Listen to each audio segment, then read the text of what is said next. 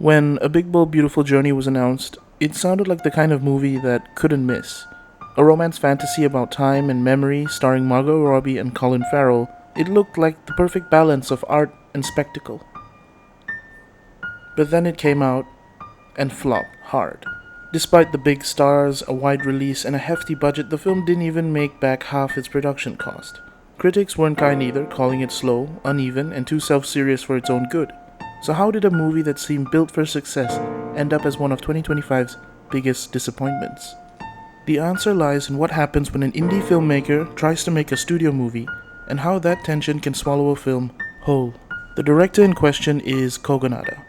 If you've been on my channel for long enough, you know that I am a massive Kogonada fan. I've done multiple video essays on his films Columbus and After Young, which happen to be doing pretty well on my channel, so thank you all for that. And now it brings us to A Big Bold Beautiful Journey. So if you've seen Columbus or After Young, you know what Kogonada does best. His films are quiet, reflective, and deeply focused on human connection. He's the kind of director who finds emotion in stillness, in the subtlety, or in the way light hits a wall.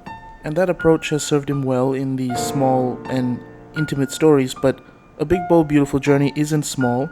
It's a 45 million romantic fantasy that hops between dimensions, timelines, and dream worlds. It's a movie designed to feel big, but directed by someone who usually works in a more intimate world. And that stylistic clash between Kogonada's minimalist storytelling and the expectations of a mainstream audience is what defines this movie's current predicament.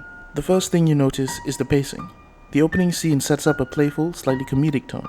Then the movie shifts into melancholy and introspection. Then back to whimsy, and it's never really clear how the film wants to make you feel. And that inconsistency makes it hard to settle into. Kogonada's style thrives on this restraint, but A Big Bold Beautiful Journey needs more than just moments that broke free from that. The film needed moments of genuine release, histrionics. Instead, every time emotion starts to build, the film pulls back, like it's afraid to be too loud. That kind of emotional stillness can work in a film like Columbus or After Young, where there are characters that just walk and talk about life. But when you have world-hopping time travel and two massive movie stars, the silence starts to feel like less a choice and a bit more like a void. Like they don't know what to say, and they're kind of just waiting for someone to give them a line. It's a movie that looks grand but feels very intimate in a very empty way. One thing to note is Kogonada didn't write this script, and that matters because his earlier films were built entirely around his scripts, his rhythm, his sense of time and emotion. And here he's working with someone else's story, someone who wants to be more romantic and a more sprawling idea of what love is, which is why the result of it all is a film caught between these two creative voices that never really sync up. It's almost like you can feel Kogonada trying to ground these fantasy elements, but instead of merging with the world building, his subtle approach becomes flat and makes the film feel almost empty, emotionally detached, and the story feels like it's happening behind glass, away from the audience, and not in a good way. Even visually, while the film is beautiful, it does feel a tad bit confused. There are moments where the production design feels really theatrical, intentionally, and the world itself is kind of a stage, which is also an intentional choice. But that being said, the idea kind of sounds good on paper, but in practice it just reminds you that you're watching a movie made by two different people, and that is a surefire sign of this void between the creatives. And while it is beautiful to watch sometimes, it is distancing, and inconsistency does break emotional barriers that the audience might possibly have with this film. The real problem though is that this film was never really going to connect with the mainstream audience, not in the way it was made and the way it was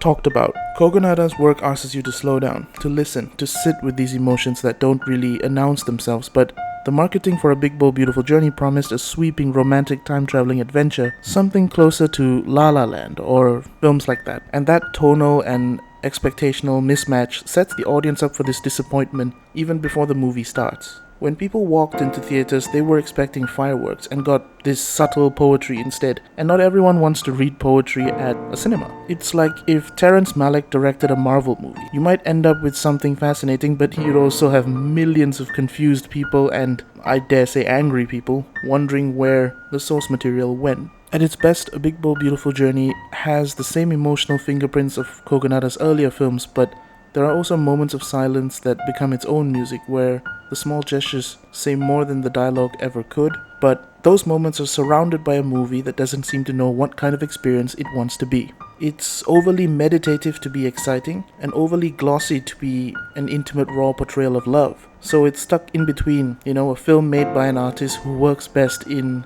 quiet, sparse rooms instead of trying to speak with a more general language to his film. Now, that doesn't mean it's a bad movie, it just feels misplaced and misrepresented. Maybe this film wasn't a failure of execution as much as a failure of context. It's not that audiences maybe didn't understand it, it's that the system it was released into didn't know how to show it off. I truly believe if this film came out as an A24 film and went to a more intimate audience setting in theaters where more cinephiles and people like that would have been around, it would have been an incredible success in that area, but I think the amount of money spent just required a wider release for this film. But watching A Big Bold Beautiful Journey now, again, away from the noise of box office numbers and opening weekend stats, it's easy to see what Kogonada was trying to do. The film is filled with these subtle visual ideas, reflections, pauses, repetition of spaces that feel real but dreamlike all in the same moment.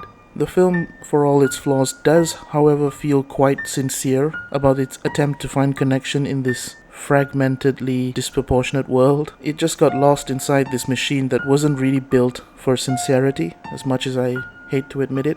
Maybe that's the lesson here. Not that Kogonada failed, but some filmmakers simply aren't meant to chase the blockbuster dream until they're truly ready. His movie belongs in more intimate spaces with more audiences that are willing to go places with him, that are willing to take the time to understand his vision.